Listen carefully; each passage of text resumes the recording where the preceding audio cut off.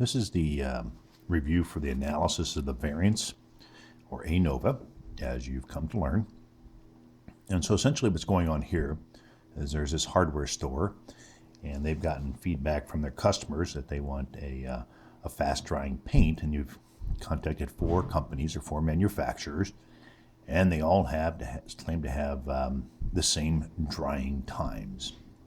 And so, just to make sure that what you're getting is good information, you take some samples, and you say, okay, let's do a one-way Anova to figure out which of these is not like the other, or hopefully you'll find one that is better than the other. But let's see what happens here. So, ostensibly, what we're doing is we're just saying we have a one-way Anova, and this is the Minitab output. And here are this is the p-value associated with the Minitab output. Here's the r-squared, and here's kind of a differentiator, or the LSD model, that you've come to understand and appreciate hopefully by now, or at least when we went through it when you had the Anova. So, taking this from the top, what is an appropriate research question for this scenario? And the appropriate research question is, are all 3 paint manufacturers the same, or is there one or 2 that stand out as far as drying times goes? And a research hypothesis statement would be that you have all these means. These are the population's mean. Mu sub 1 is equal to mu sub 2 is equal to mu sub 3 is equal to mu sub 4, which means that all of the mu's, the populations for these 4 paint samples, are going to be the same. And the alternate is at least one of these is not like the other.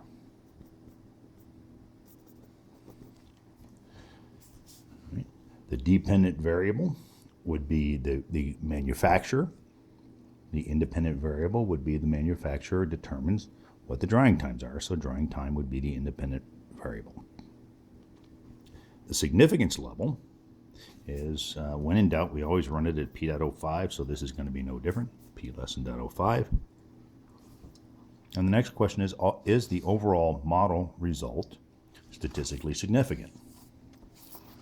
And the answer to that question is, if we had our standard, or our bogey, as we've discussed a little bit in class, of 0.05, less than 0.05, then there's something to write home to Aunt Emma about, or whoever your aunt is that's interested in the paint drying times, if she is. And you've got a 0.043, which is less than 0.05.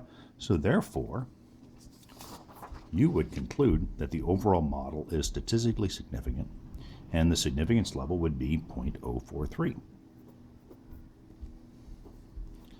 So in that case, would you accept or reject the null hypothesis?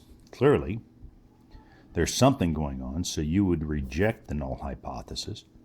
Would you accept or reject the alternate hypothesis? You would accept the alternate hypothesis. And now you're wanting to understand which paint product would most likely have the longest drying time. And that's where you have this LSD analysis. And what you see here, this is a 95% confidence interval, or p.05.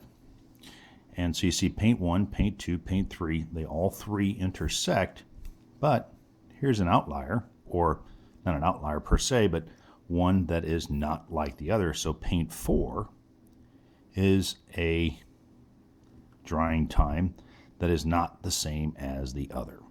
So that is a problem there, for sure.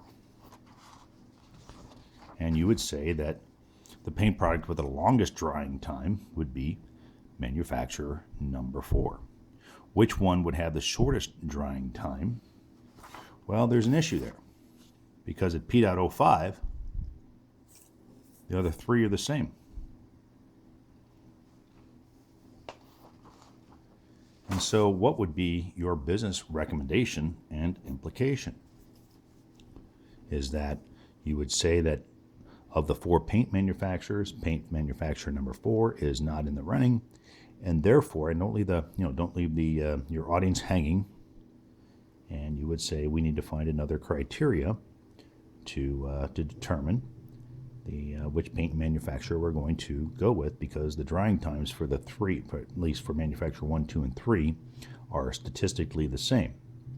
You could also go in and you could say, hey, why don't we go ahead and increase the sample size. That might begin differentiating paint 1, 2, and 3 from each other.